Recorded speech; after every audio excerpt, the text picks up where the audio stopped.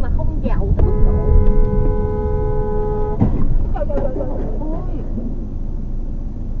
Ủa? Mới giàu nhưng mà không giàu tới mức độ.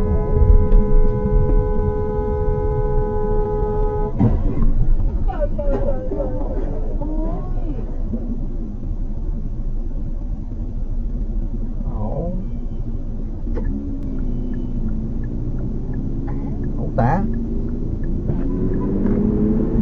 mấy ẩu